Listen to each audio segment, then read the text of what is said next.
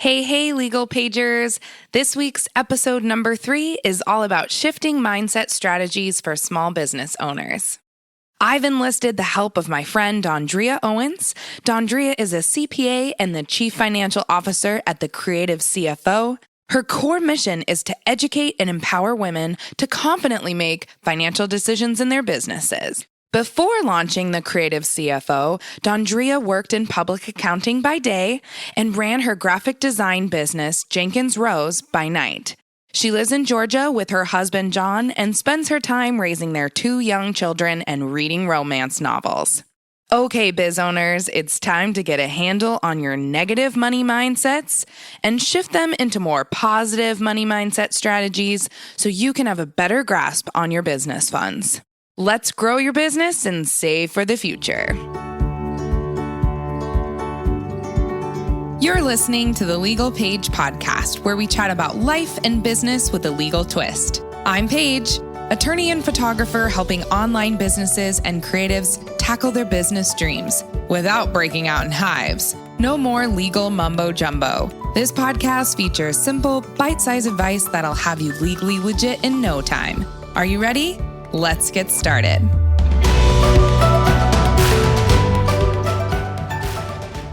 Hi, Dondrea. Thanks so much for joining us today on the Legal Paige podcast. I am overjoyed that you have given us your time and are going to chat about today's topic, shifting mindset strategies as small business owners. Thank you so much for joining us. Thank you for having me. So, Dondrea, I would love it first. I know I already introduced you at the beginning of this episode, but I would love you to introduce yourself to the legal pagers listening in. So I know that you're the head of the Creative CFO, which is like the coolest name ever, by the way. But can you just tell our listeners about your background, what you do now, and why you're doing it? Okay. So my background is obviously in accounting, but I spent 10 years in public accounting, mainly working with the real estate professionals and developers and that sort of thing. But I had a side hobby where I was designing wedding invitations, and that eventually turned into a business. So I became part of the creative community, which is why I have such an affinity for them. And so I did that for a bit, met some people who needed help with bookkeeping and who had found out I was a CPA. And so through helping them, I started the Creative CFO. So that's where the name comes from. Gotcha. I was like, oh, she's got to do something creative. Right. So I am a creative at heart, but I just happen to have this other set of tools that's really helpful for the business side of things. Totally. So when was it exactly when you knew that this was going to be a good combo of both of your passions together? Just when I had the experience with the other business owners and how much of a revelation it was for them to see the numbers, because I had always done my numbers. So, I knew what to look for, but just seeing that they had the same issues from business to business, no matter what they were doing, whether it was a wedding planner or a graphic designer or a photographer, they still struggle with the same things, from managing cash flow to just keeping up with the books.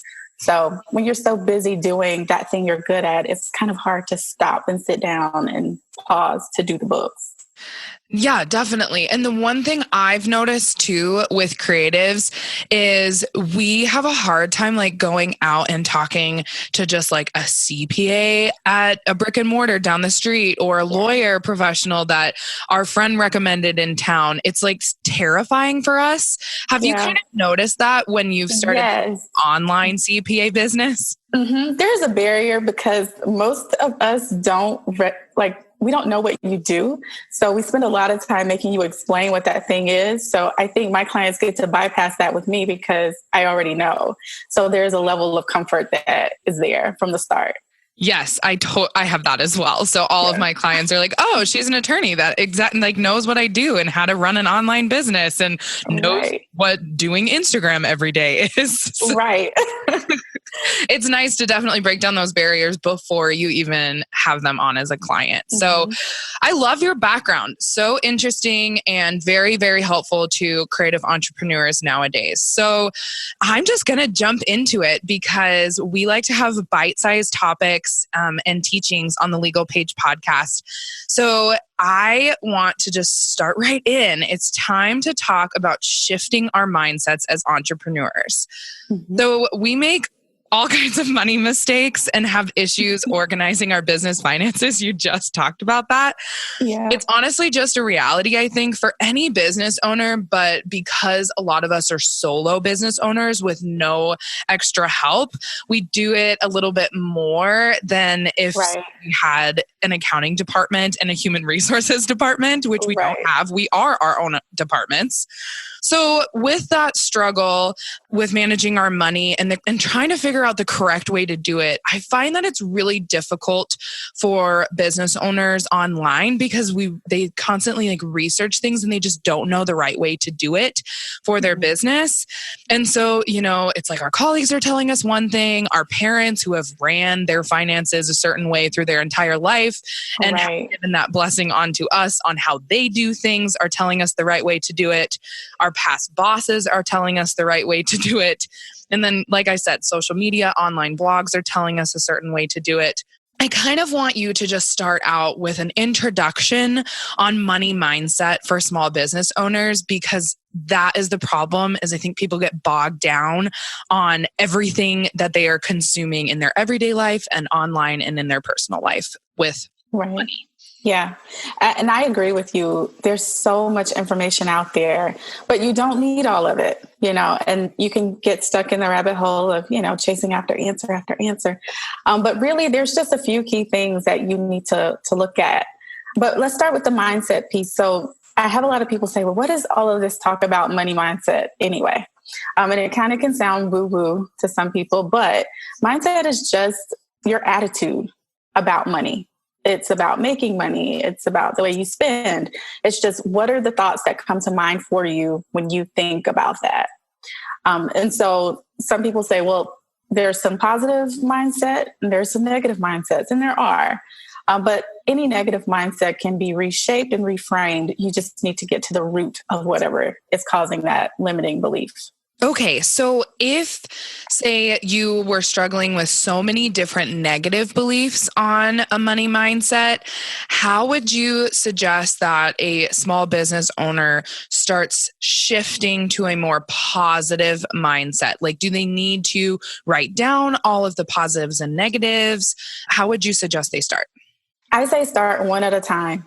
Because that's the easiest way. Pick one. Once you pick it, start to pick it apart and see which parts of it are true, which parts are false. A lot of things are subjective. I have some people who, this is my favorite one, money is the root of all evil. And I'm just like, well, do you do evil things with your money? And their answer is always no. So there, we've slashed that limiting belief with just that one statement. So now let's really break into it. And why do you feel that way? And like most things, they go back to your childhood, things you've heard or, things your parents told you. And they were just passing along what they knew. So it's time to kind of shift that and make it true for you. So I say start one at a time and start to pick it apart. It's kind of like picking apart the lie. Right. So asking themselves questions. So write down your mindset, give it a title, and then ask yourself a bunch of questions on why you think that is a negative mindset. Is that kind of what you're saying? Yeah. Awesome. Yeah, that's a really strategic plan for people. Okay. Wonderful. So now everyone listening in knows Dondrea's basics on limiting beliefs and money mindsets, like introduction. We have to pinpoint what they are first, right? Right. Okay. So Dondrea, let's chat about the 3 biggest ones that small business owners face and some tips that you could give people to help everyone shift those money mindset hurdles. Okay. So the first one, the number one limiting belief I hear is that I need so many clients. I need all the clients. Yes. And that's just not true. You don't need them all. You may talk to 50 potential clients in a month and you may only get 15 of those. Or, if you're a service-based business and you don't need that many, you may talk to 10 and get 3 of them. And then that might be enough for you. But you'll never know that unless you know how much you actually need to run your business, because that's going to inform how much income you need to bring in. So how much money do you need to spend for operations? That's buying your software and paying contractors. And that's also paying yourself. So you need to know what those numbers are, the fixed expenses and the variable expenses that you have in your business from month to month. Once you know that, then you know how much income you need to cover that. And then you can figure out how many clients do I need and what should my price point be for the number of clients I can serve and serve really well. Yes, I am I totally agree with you here, because I oftentimes think that people are always wondering why clients aren't inquiring. So they're always focused on that aspect of it. Am I doing something wrong on my Instagram account? Am I doing something wrong on my website? Why aren't they inquiring? And instead they can shift it to, I don't need all of these people to inquire. And I need to stop focusing so much on that and just focus on, like you said, if you have a set price and you need to get 6 people in the door every single month for that price to cover your costs, that is where your mindset is. Right. And that takes so much pressure off from feeling like you have to get so many clients and you have to be constantly marketing and spending to get ads and get your photos seen on Instagram and that sort of thing. It takes that pressure off, because 6 sounds really manageable. All does not. So take the pressure off. Yeah, I think the problem is all small business owners just want to make thousands of dollars every month. And it's just not a reality if you're just waiting for people to knock on your door and you offer them services. So instead, I get it. Yes. Reach out for the ones that you need. So a couple more tips potentially that you could give people for budgeting those client numbers. Do you have any specific tips on that? I do. So I say that operating expenses should be about 30% of what you spend. So for a products-based business, it looks a little bit different. So they're looking at sales minus the materials and supplies or production costs. And then they get to a gross profit number. So that's what they're taking the 30% against. So after that, and in that 30%, you're including marketing, office supplies, software expense, all of contractors, all of those things. And I think that's something that we don't talk about often enough when we're talking about budgeting, is what exactly should those numbers be for a healthy business. So we're looking at those sorts of things. Also, budgets don't have to be annual. That's another myth. You don't have to do it for the whole year. You can do it for the first quarter. You can do it for the month. You can even do it bi-weekly if that works better for you. If you have, in a regular cash flow where the first of the month is really heavy cash collections for you and the middle of the month is not, then you might want to spread things out a bit. So there's lots of different ways that you can set it up to make it work for you. And that can feel really manageable. Oh, so helpful for everyone listening in. Yes. I think we have a hard time if you didn't ever go to accounting 101, in college, or you just forgot what happened in high school. We all do that. We have a hard time just breaking down the numbers. So even the percentages that you just gave people are so helpful because we're just, like I said, we're small business owners. We don't have departments that are specialized in these. So we're trying to figure out, okay, what is my budget for this month, and what are all of my expenses, and how much income do I need to cover those? That break-even point is so important for small business owners. Have you noticed at all with some small business owners, they think about a break-even as a yearly thing and not necessarily a monthly thing? Yes, I see that a lot. And in some cases, it could be, especially with photographers, I see this a lot where, the top of the year is pretty slow and then they get into wedding season and then things really ramp up and then they die down again. So, I can understand the ebb and flow of that business, but you should really get into the habit of trying to smooth things out a bit. And the way I do that with my clients is through reserve accounts. So when we have those really high spike months where I've typically seen them want to overspend, because when you look at your bank account and you see, 5 figures just sitting there, you're like, oh, I can go and invest now, right? Right. I have so much money. What can I buy for my business? Right. But you're not thinking ahead about, oh, I've got taxes coming up. The end of the year is going to be really slow and I'm going to need some cash on hand just to pay myself. So there's all of those things that, you need to be planning for or thinking about. And that's why it's so good to know your numbers up front and to keep that budget going so that you're not relying on what's in your bank account to tell you what you can do. Okay, so just to recap this limiting belief number 1, the limiting belief is I need all the clients. That's what a small business owner is thinking. And then the shift you're saying is I need X number of clients to purchase this amount from me, whether it's a product or a service during this period of time. So that's the shift. Yes. That is the shift. That is perfect. Yep. Oh, I love it. Okay, perfect. Everyone write that down if you're listening right now. Shift that mindset, people. All right, Dondrea, let's jump into limiting belief number 2. What is it? Okay. It's okay to spend my profits as long as it's an investment. And I put investments in quotation marks because it gets a little tricky there. Okay, let's jump into it. Tell me what investment in quotes means.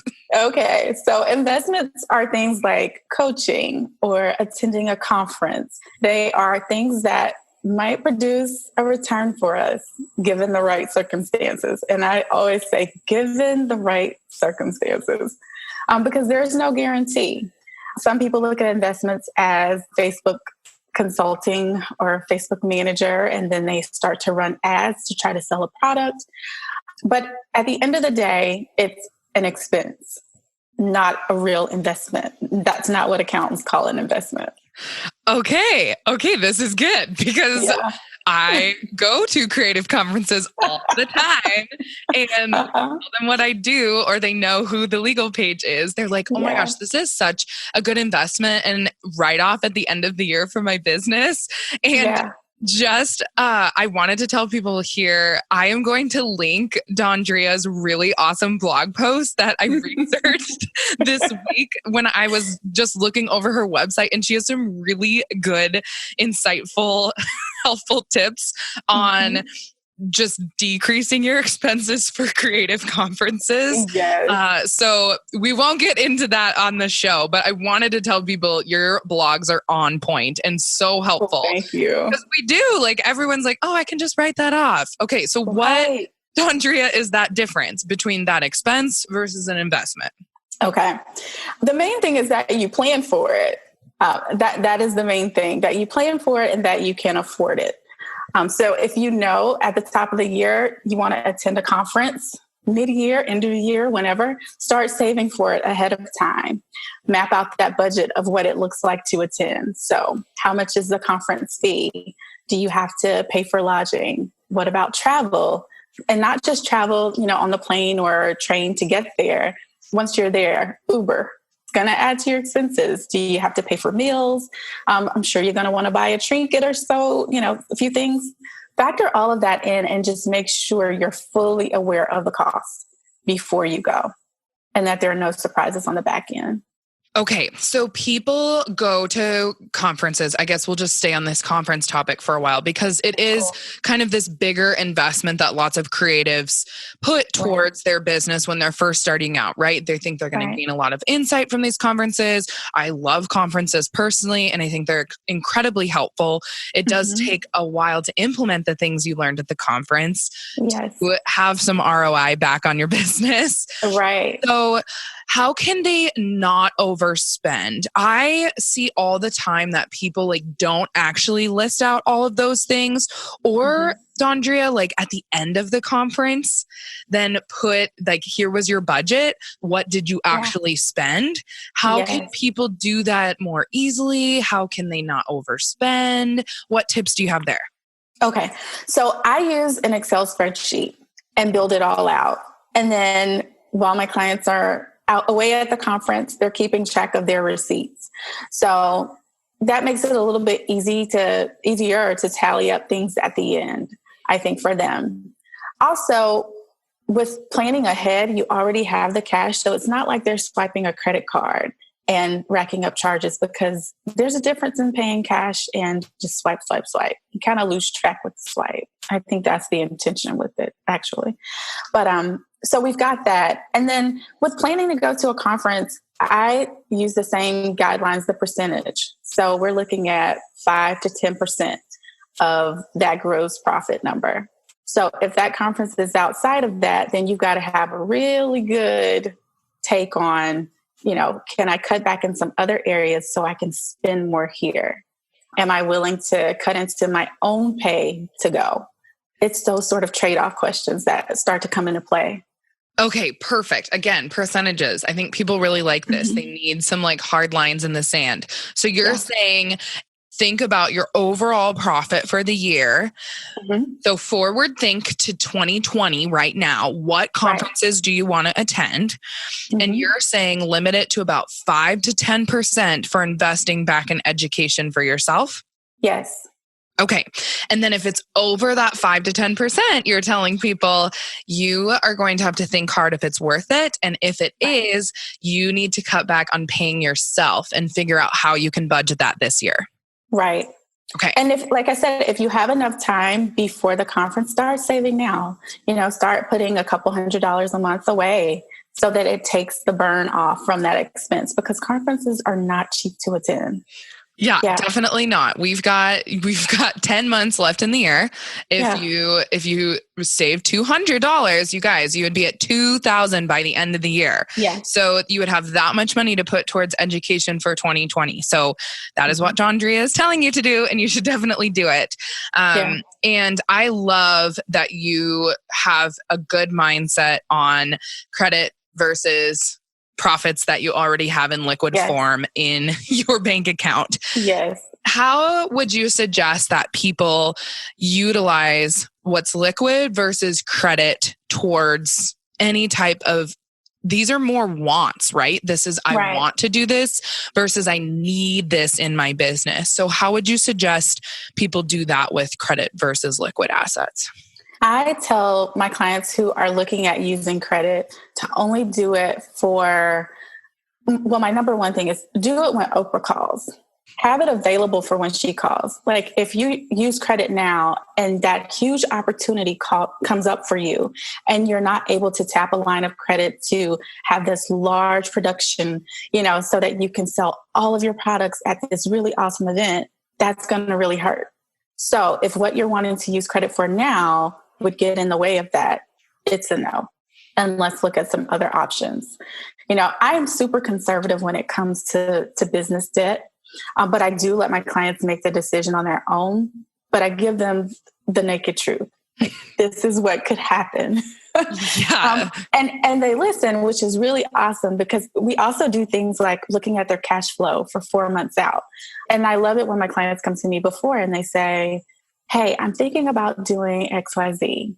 What would that look like in about 2 or 3 months if I did that today? And that's my favorite type of question to answer, because, if we can project that out for them, it helps them make the decision.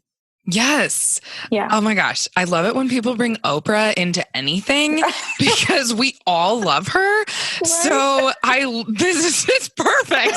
Everyone can understand the Oprah moment. So try not to put things on credit when you don't need to put them on credit, and ask yourself before you swipe the credit card, is this an Oprah moment? And if it's not, make sure you have your liquid assets that you can use in your bank account funds for that purchase, and leave your credit card behind, right? Right. Perfect. It's like Dave Ramsey 101. Love it. You know it. Love Dave. Okay, so let's sum up limiting belief number 2 again. So limiting belief number 2 is it's okay to spend my profits as long as it's a quote unquote investment. And you're saying the shift there is I plan to spend X amount of money on whatever this category is. A lot of what we talked about was a conference. Yeah. And you want to set it for a period of time, which is usually yearly if you're doing that big educational investment. So think about it every year, figure out exactly how much money you can spend on that category. Right. Okay, easy. I think it's an easy mindset shift, but no, everyone thinks that it's just an investment and they can do it time and time and time again. And then they rack up all this money by the end of the year and they're like, oh, just kidding. I didn't really make anything. Okay, so last one is limiting belief number 3. What is it? Okay. And this one, I got so tickled when I first heard it. It is, oh, I made too much money and now I owe a lot in taxes. Right. Oh, that's such a problem. Right. I was like, big fat no. You are in business to make money, not to save on taxes. Those just come with the territory. Yeah, I just had this whole chit chat with someone on, I think this is probably like the 5th episode I've talked about this on, is my grandpa always says the only things we have to do are die and pay taxes. So like we all have to pay taxes. And why is it that it's that belief that as business owners, we should be like breaking even or getting tax refunds or not paying taxes? Why do you think small business owners, more than other business owners, believe that they shouldn't be paying that much in taxes? Why is that? I think it comes from that personal tax mindset when you were working in a corporate environment or a 9-to-5 and you got a W-2 and chances are every year you overpaid, so you got a refund. And I think that's just the same mindset that's carried over into running a business, but it just doesn't work that way. You know, so you're making money, you want to make money. The thing is, you just have to plan for those taxes and really save for them. And then you can also pay them quarterly. You know, I wouldn't even suggest paying quarterly taxes, like paying over. I have some people who want to pay way more than they owe so that they can get a refund. And I'm like, no, there's better things you could be doing with that money as a business owner. So just pay what you owe. Okay, so how do people figure out what they owe? Again, you got to know your numbers. So you do your bookkeeping every month. I have some people who do it weekly. And you're just going in, and whether you use QuickBooks or Wave, you go in, categorize all your income, all of your expenses, and you're looking for the profit at the end. And that's what you're going to use to apply another percentage against. And that percentage is going to be unique to you based on previous tax years, your tax situation, whether you file single or married, or whether you're an LLC or S Corp. It looks different for everyone. So for that, I say definitely talk to your tax accountant. But as a good blanket percentage, I do this for people just starting out, 30% should cover you for federal and state.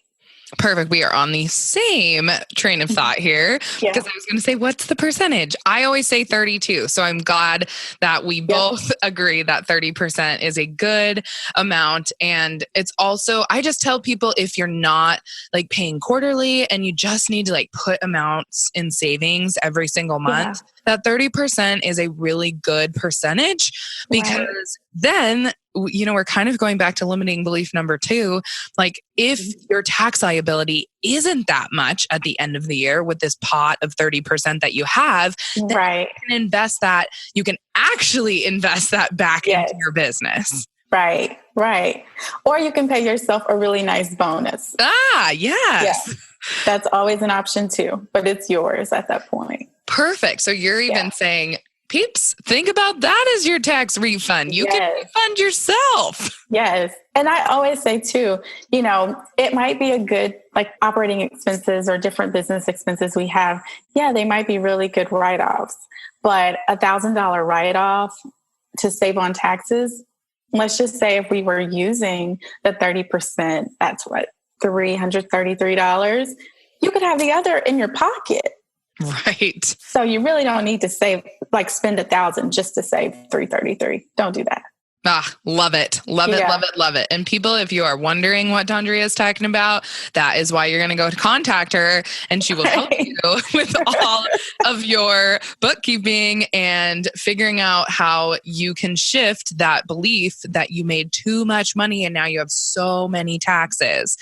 Yeah. So real quick, before we finalize this limiting belief number 3, what tips can you give people for DIYing bookkeeping versus professional outsourcing? Okay. So I say for service-based businesses, it's really easy because your expenses are typically minimal. So they're easy to categorize, and I would suggest doing it monthly. Pick a day of the month. You're going to do it every last Friday of the month and just update your books, run your report, save it on in your Google Drive folder. At that point, you can also go in and download like your receipts that come through your email inbox that you always, just kind of archive. So save them in a folder together so you have all the support and move on. You'll make that transfer for taxes and you'll pay yourself, all of those good things. So that's the easy part of the DIY. You can do it monthly. If you have more transactions, maybe you should switch to weekly. Maybe do it every Friday. But you just want to make it manageable because no one wants to sit down after a whole year of not doing anything and spend hours catching up.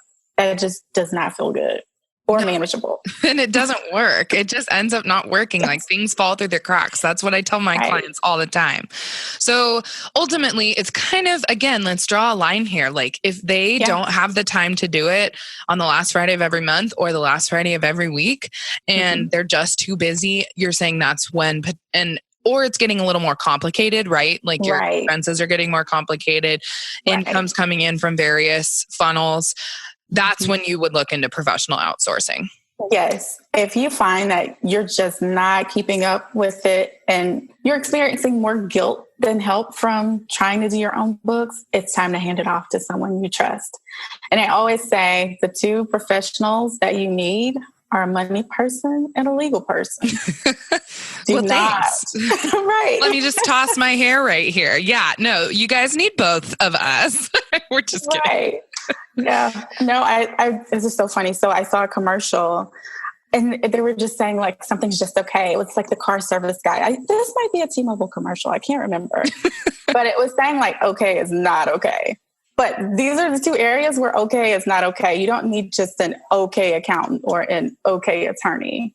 Yeah. You need one who understands your situation and who you can talk to and trust. For sure. Definitely. And that's so true when you're DIYing it. Like, it's okay. I'm getting by. I think I'm okay. Yeah. When you have that mindset, people shift it. Yes. Get some help. Okay, so let's wrap that up. Limiting belief number 3, I made too much money. And all you're thinking about is all of these taxes you have to pay. The shift is I am open and receptive to all of the wealth and abundance that life offers me. And I know that taxes are a part of that. That's right. Okay. Yes. Perfect. All right. Dondrea, this was so helpful. And I think these money mindset shifts are incredibly insightful for small business owners because we often forget to even think about them. We just have all of these negative mindsets and we stick to them and keep thinking on them instead of writing them down, like we talked about, thinking about how negative that thought is and turning it into a positive. So thank you so much for sharing your insight on that today. Absolutely. And then I did want to leave here with a quick rapid fire Q&A so people can get to know you more because taxes and money and legal stuff is not incredibly fun for lots of people. Right. So I'm going to try to change it up and switch it up a little bit for people by the end of the podcast episode. Okay. So really fast. What's your favorite food? Oh my gosh. Corn. Fried corn from my mom. Yum! Oh my gosh. Yummy. Okay. Mountains or a beach? Beach. Okay. East Coast or West Coast? I still love my East Coast. That's all right. That's all right. I knew you would say that. We are on separate coasts. Flavors, chocolate, vanilla, strawberry. Chocolate. Yummy. And what makes you the happiest? Oh my gosh. Early mornings By myself, breakfast, really good breakfast. Like French toast with Nutella breakfast. Oh my gosh. Yeah. I really want Nutella. I don't even have Nutella in my house. That sounds so good. Try it with French toast. It's awesome. Yummy, yummy, yummy. All right. So what is your contact information? How can people get a hold of you? And then we will sign off on today's episode. Okay. Well, online, I'm thecreativescfo.com. On Instagram, which is my favorite place online to hang out, I'm at thecreativescfo. And that's pretty much it. I try to keep it in just a couple places. Perfect. And the creatives CFO people means Chief Financial Officer. And that's right. Who she is for all those creatives. So we will link those in the show notes for you guys to easily find. We'll, of course, link them in any post that we have too. So you should be able to easily find Dondrea. Thank you so much for joining us today. It has been awesome to have you on. Great. This was fun. Thanks so much for listening to this episode of the Legal Paige podcast. See, I told you being legally legit isn't so scary. Be sure to visit thelegalpage.com for all show notes. And it would be super awesome if you could head over to iTunes and leave a review. Last but not least, don't forget to join my free Facebook group for unlimited legal and biz Q&A. Chat soon, Legal Pagers.